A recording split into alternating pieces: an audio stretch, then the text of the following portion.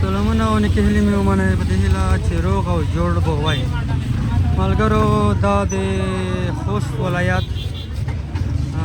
بازار منځ ده چې دغه د چوک نه تر ستر جومات پورې هغه ستره ویله چې نوې جوړه شوله ښه په اصلي ډول اساسي ډول جوړه شوې ده. مقصد ته فکر وکړو مقصد دغه اسی یو نظر ورسره شریک کړو تاسې هم نظر په ویر کړئ. مقصد دلته سړک وخت سے بیخي ډېر بند دی نو پیدرونه بند دي لارې بند دي موټر په هر ځای کې ولاړ دي بیروبار یې بیخي زیات کړی دی هر طرف ته ګاډۍ ولاړې دي کسي ګاډۍ که چېرته دغسې وشي چې دلته دغه ویله باندې که پاس پټه شي دغه ویله او بدانې د ټپرۍ جوړې شي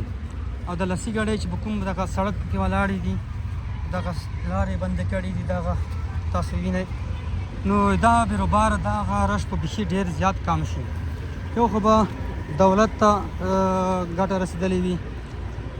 ښاروالۍ ته به ګټه رسېږي ځکه چې کریا به ترې اخلي بل به سړکونه خلاص وي بیروبار به نه وي نو ډېر سهولت راځي. تاسو خپله فکر وکړئ چې دا نظر دغه خبره به څنګه وي. مقصد تاسو یې کړلی شئ خپل نظر پرېږ کړئ. دا وینئ چې لاره کې موټر وي لوړ سړک بند دا سړکونه بند مقصد هر طرف ته بیروبار هر طرف ته رش دی. تاسې خپله کتلی شئ چې ګاډۍ لوړې دي دلته په سړکونه نو که دغې ګاډۍ د پوره داسې وکړي چې په دا ویلنې مقصد پرې هوایي اوس دغه ویله ورته پټه شي دا نوی ورته پرې ورته جوړه شي د لسي ګاډۍ چې دي دا مقصد دې ته په دغه غنې ځای جوړ کړي نو یو په سړک زود پته شوی وي بل به دا بیروبار نه وي کوم موټر غچ درېږي نو دا هم درېدلی شي څنګ کې دغه ګاډیو پسې به موټر درېږي سودو به کړي او دغه ګاډۍ چې دي دا مقصد دلته په دا هغه باندې روشي په دا ویلنې به مقصد پرې ورې دغه ځای جوړ شي. مقصد ښه بهترین ځای دی ښه ځای دی چې مقصد پټ شي دغه ځای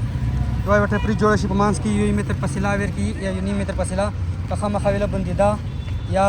کوم مشکل شی کې تلل چې مقصد هغه ځای کې بیا ځای وي نو موږ ډېر خوښ دی دا نظر دا فکر نو هیله دو چې تاسې هم دا خپل نظر څرګند کړئ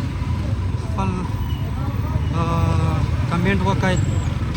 چې دا به سرې خبره وي سرې به وي مقصد چا په رقم ته چې بیروبار خو بیخي زیات دی داسې رش ته چې هېڅ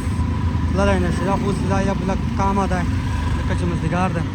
نو دا ویلنې که دا ټپرۍ جوړې شي ډېر خوند به وکړي دولت ته بیا ګټې رسېدلې وي خلکو دپاره سهولت وي او مشکلات به ورسره حل شوي وي او دې سره څنګ کې به مقصد هغه غریب هغه چې دي د ګاډۍ والا دې ته به هم ځای پیدا شوی وي د ډېر ګاډو واډو هغه نه به تېښتو نه هغه نه به خلوص وي. مننه موږ سره پاتې شئ تر بیا به بیا انشاءالله بیا سندر غام جوړوو.